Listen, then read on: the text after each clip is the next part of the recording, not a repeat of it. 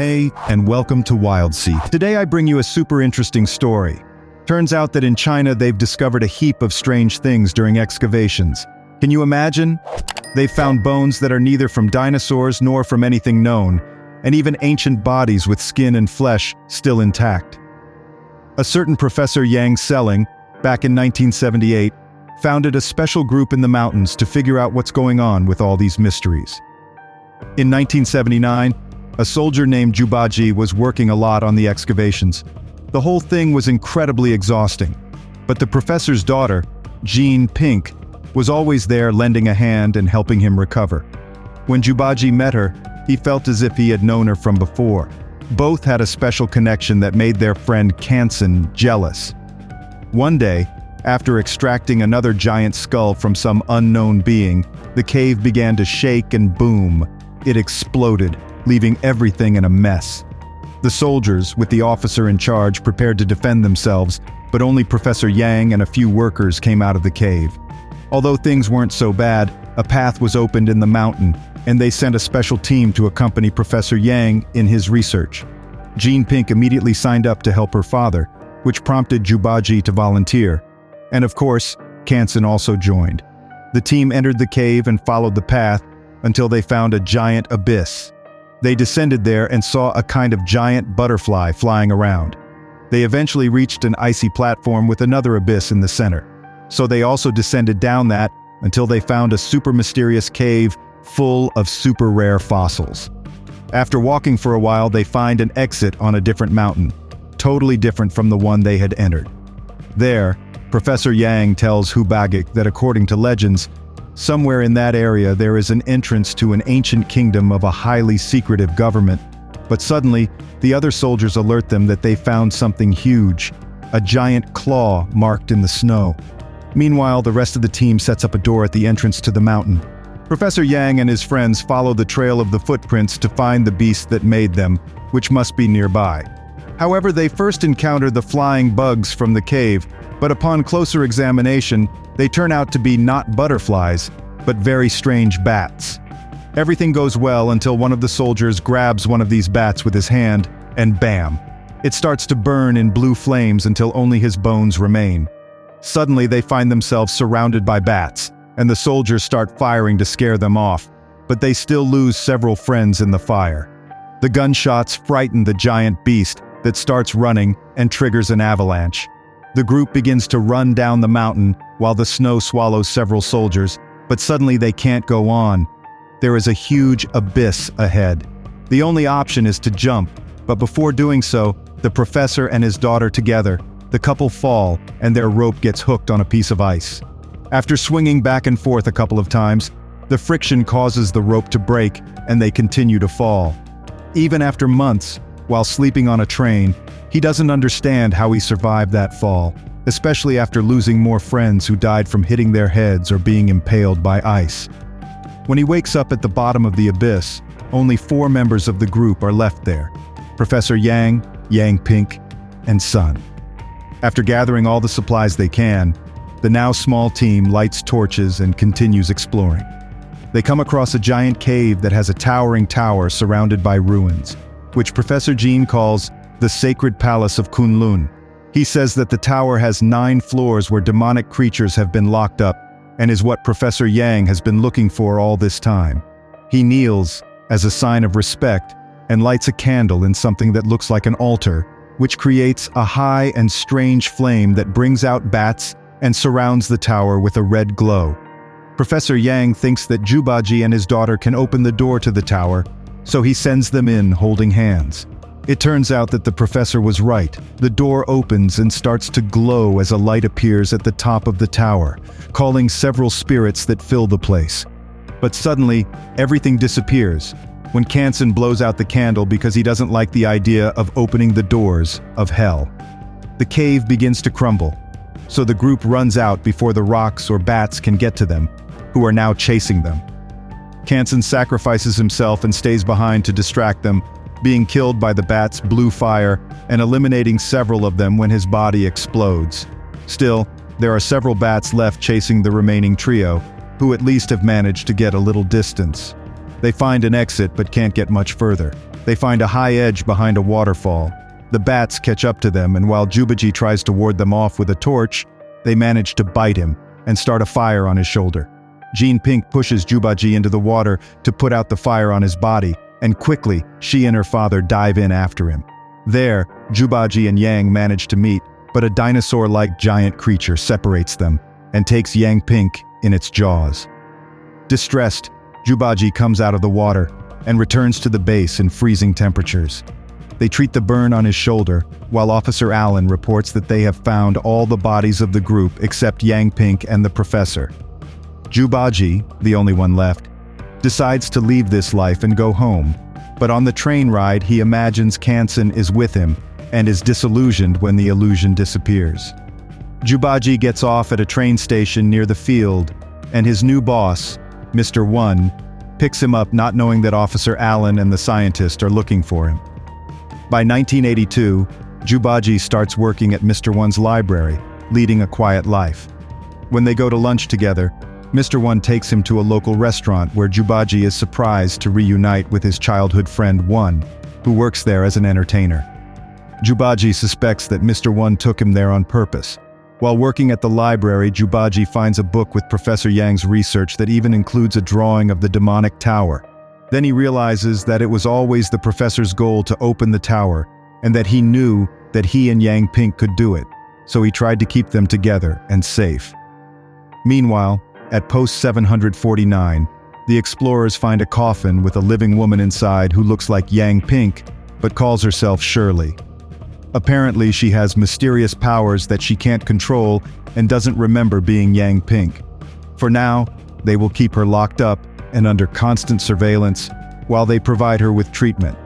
Jubaji keeps receiving books from Professor Yang at the library, and it turns out some pages are marked for him.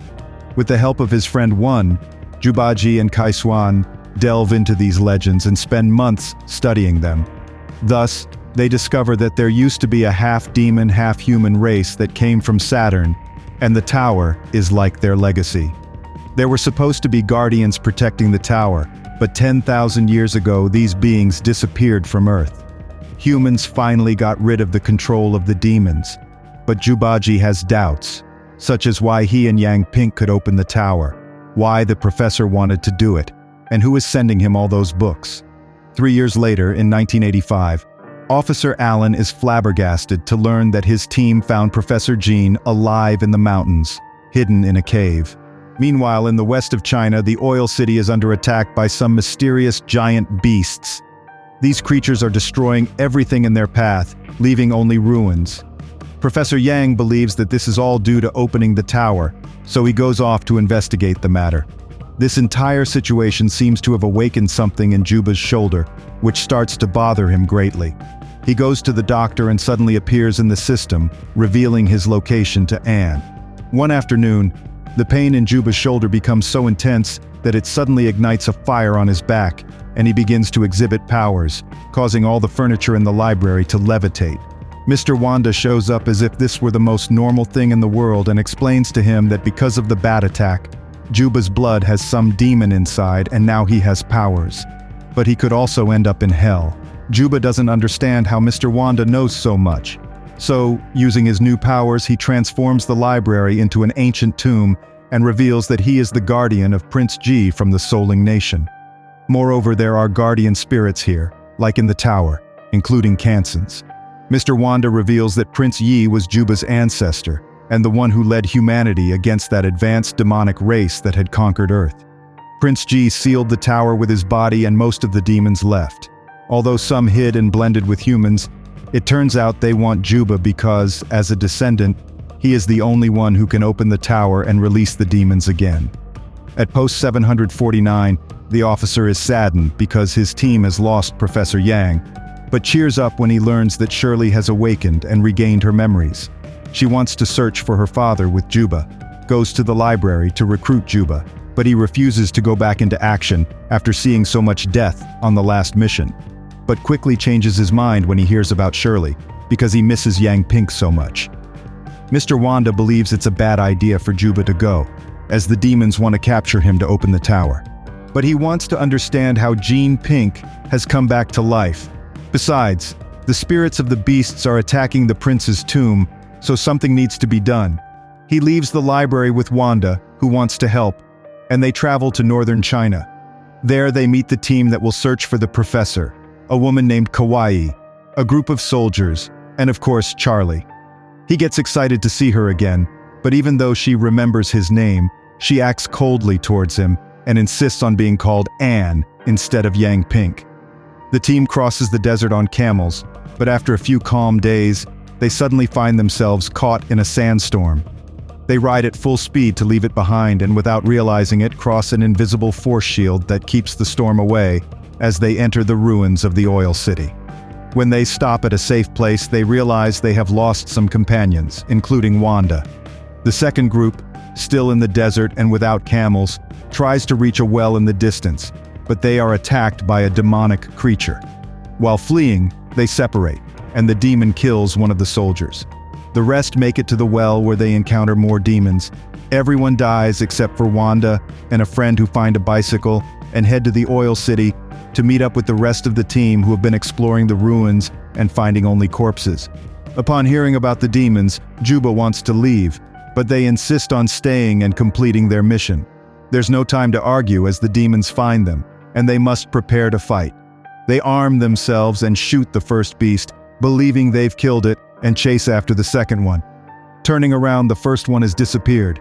As they fight the beasts, Shirley runs towards an abandoned school, and Juba follows her. There he finds several bodies hanging from the ceiling and a hole in the floor. He enters the hole and discovers an underground tunnel leading to the prince's tomb. In the tomb, a demon attacks and injures Juba. But before it can hurt him further, Shirley appears and subdues it, forcing it to run away. She then uses her powers to levitate the unconscious Juba's body to the coffin, which she seals before leaving. Meanwhile, in the city, more demons have arrived, and the team takes refuge in the higher floors of buildings to fire silver bullets and rocket launchers. From a distance, they manage to injure some demons, but most of them dodge and climb the buildings chasing them. Wanda avoids being discovered by pretending to be a mannequin, and then runs to hide in a bus with Juba, where they do their best to survive the constant attacks of the demon chasing them. Juba awakens within the coffin and finds himself desperate to get out, but realizes that something magical is happening. His wounds are closing and healing quickly. Wanda's spirit appears before him, telling him that the coffin will help bring the prince back to life. Suddenly, Juba finds himself falling into the darkness and appearing in front of the tower. There, he finally discovers what happened to Yang Pink. The beast that captured her took her to a cave and dropped her onto a flame that burned her body and made it suitable for the queen of the demons to take over. Now Shirley controls the demons and is unleashing them in the city.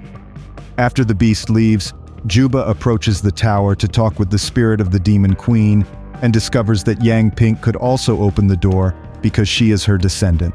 She refuses to give up her body and points out that killing her would also kill Yang Pink. Juba swears that he will find a way, and as the queen finds this amusing, she sends him back to the city. Finding the demon attacking the bus, Juba quickly shoots to free his friends but can do nothing for Chendog, who is hanging on the edge of a roof. The demons keep chasing him, but Shirley needs him to open the tower's door, so she jumps to his defense, throwing a car at the beasts to drive them away. The demons attacking his friends are still nearby and ready to strike. Chendog even places his gun against his temple to choose his own death, rather than be devoured by a demon. But at that moment, Shirley's protection activates, causing all the demons to disintegrate and the tower to crumble. Admitting that Juba is the only one with the power to kill her, Shirley kisses him before falling unconscious and transforming back into Yang Pink. Juba cries over her death, but Yang Pink suddenly speaks and expresses how glad she is to see him once more. Thus, Juba picks up her body and takes it to the prince's coffin in hopes of healing her. He lies down with her inside, and when he touches his forehead with hers, he has a vision of her memories. Yang Pink had powers since she was a child, including the ability to bring beings back to life, but her mother forbade them to use them. It wasn't until she saw her mother burn in blue fire that she understood her mother was a descendant of the demons that took human form and married regular people. This is the reason why Professor Yang had been investigating the tower all his life. He hoped that someday he could save his daughter from the fate that awaited her. Back in the cave, the only reason they survived the fall was that Yang Pink had used her powers to revive them all. Before the connection ends, Yang Pink tells Juba she loves him and asks him not to give up on trying to find her father.